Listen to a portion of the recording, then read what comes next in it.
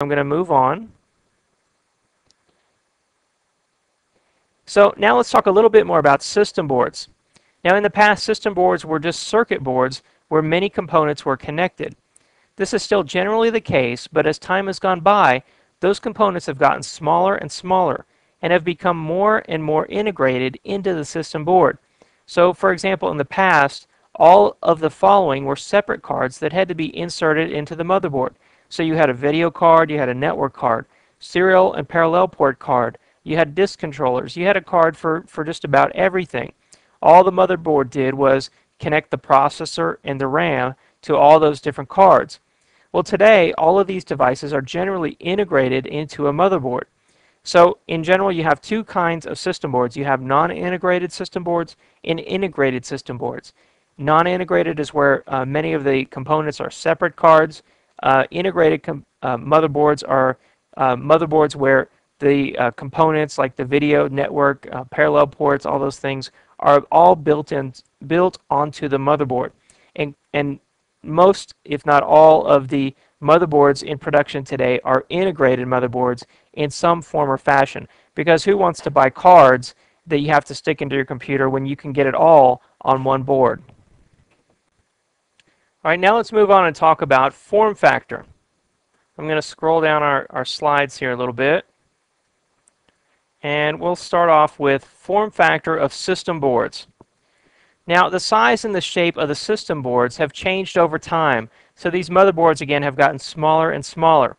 And over time, there's been different standards of motherboards. Different manufacturers of the boards and the chip manufacturers come up with these standards. And so the first one is Advanced Technology Standard, or ATX. This is where the processor and the memory are at a right angle to the card slots. Then there's Micro ATX. It's like ATX but smaller, and because of that it has some limitations. Then there's the New Low Profile Extended, or NLX. This is where the expansion cards are placed sideways on a riser. Then there's the Balanced Technology Extended, or BTX. This was introduced in 2003 by Intel and designed to replace ATX. It has better cooling for the newer and hotter CPUs. Now keep in mind that these are only some of the standard system board form factors, and that Dell, Compaq, and IBM all have their own system board designs. So we dub those proprietary motherboards. So say you buy a Dell, you open it up, there's a motherboard inside there. That motherboard was designed by Dell. It may or may not use one of these standards up here. And because of that, it's a proprietary motherboard. So if you needed to replace that motherboard, you're not going to be able to go out and just pick up one off some internet website. You're going to have to go back to Dell and buy a Dell motherboard to go in your Dell computer. And that's what makes it proprietary. Then there's these non-proprietary, or these standard types of motherboards up here. So say I buy a case that holds a BTX motherboard, and that motherboard goes out, and the next year I can just go buy a BTX motherboard from whoever's making a BTX motherboard and put it in my case that takes the BTX motherboard. So keep in mind that your case has to match your motherboard. That's how these standards work. Sometimes there's cases that might hold, a couple different types, but in general that's how it works. The case has to match the motherboard. All right, so we talked about form factors, and I wanted to show you an example of a case. So here's a case here, and on the back of this case, there's screws and there's hold downs for a motherboard. That's where the motherboard would go. So this case would have to match the form factor of your motherboard. You don't want to go out and buy a BTX motherboard and try to put it in some case that's 10 years old. It's not going to fit. It's not going to work. All right, again, just a little bit more on form factors of cases. Here's a diagram of the case. The motherboard goes along the back. You have the power supply that goes in there. You have optical drives like CD or DVD. You have your hard drive that goes in here. And that's typically what the cases do. The cases can come in many different sizes and form factors. So I can have a little tiny case, maybe that's about the size of a 6x6 square box that just sits on my desk. And that might hold all of my my micro ATX motherboard and maybe just only a small hard drive. that may be all I need. Other people want to get a huge case to put in server components or multiple disk drives or high-end cooling systems and big graphics cards. So you have to take into account the size of your case with what it is you want to put inside that case. All right, so now we can talk more about components of system boards. Now all system boards will have some of the following components. They'll have memory slots for RIM or DIM memory. They'll have processor slots for your CPU, your processor. They'll have external cache memory. This helps speed up the performance. They'll have a certain type of bus architecture and bus slots like PCI slots, AGP slots, PCIe, AMR, or CNR slots. They'll have a certain chipset. That's the chipset, the type of chips that go on the board. They'll have a certain type of BIOS or CMOS or firmware that help the computer boot up and do diagnostics. Then they may or may not have riser cards or daughter boards. So if we go back to this picture of a motherboard, let me go back here and find it. All right, here's our diagram of a motherboard. A daughter board would be a card that goes up like this, and then instead of having card slots horizontally like this, the card slots are vertical, so they're on the side of that card. So you'd have a card slot like 1, 2, 3.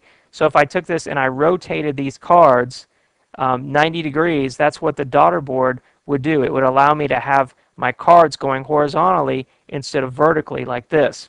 So that's what a daughter board does, and many of the proprietary computer designs have that. All right, let me scroll back down here to the components that we were just talking about. All right, so most system boards today are integrated, as we said. Now here are some of the common I/O devices you might find in an integrated motherboard. So first off, you're probably going to find sound integrated. You're not going to have a separate card most likely today. You'll have sound built in your motherboard. You'll have video built into your motherboard. Now for some of the gamers out there or the people who do high-end graphics, that video just might not be good enough, and they might have to get a separate graphics card, and that's still pretty common today. You'll have USB and FireWire ports built into your motherboard. You'll have serial and parallel ports. You'll have a network interface card like an Ethernet card built in your motherboard. You may or may not have a modem built into your motherboard. And then you'll have some kind of disk controller like an SATA disk controller, most likely because that's the most popular standard today. You'll have a SATA disk controller built into your motherboard. All right, so now let's take a look at our system board diagram and let's try to identify some of these important motherboard components. So I'm going to change over here to our motherboard diagram. So we have this diagram, and now let's try to identify some of these components. Let's start at the top of this list. So there's memory slots and processor sockets. All right, if I go over here, where are the memory slots? Well, right up here there's DIM memory slots. That's what this is. This is my DIM memory slot, and my RAM, my DIM form factor RAM, goes into this slot and it snaps in. The second one was the processor socket.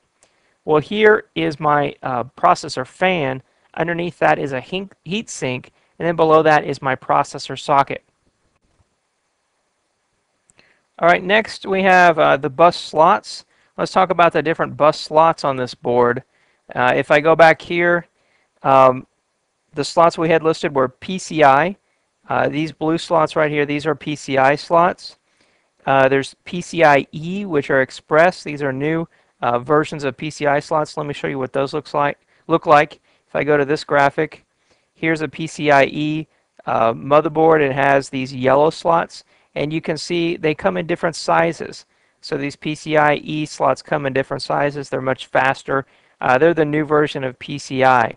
I would always go with a PCIe motherboard if you can afford to get a brand new motherboard. All right.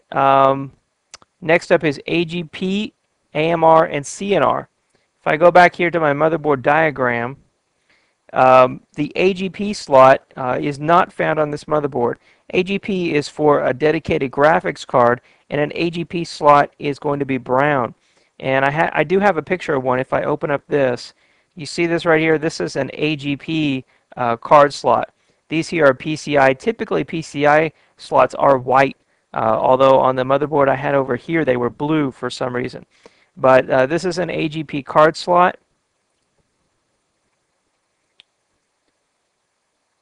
All right, and then the next one is CNR and AMR. CNR slots are small. They're used for communications and network. Commonly, these are used by manufacturers to do certain tasks, as is the AMR. AMR is the audio modem riser. So if a manufacturer wants to put an AMR slot on your computer, they can do that. In fact, this little slot right here, you see this little slot, right on the motherboard says audio. So that's an AMR slot. Commonly, AMR and CNR slots aren't used by the general public because most people prefer just to get a PCI card and do whatever they want to do. It's the manufacturers that tend to use those AMR and CNR card slots.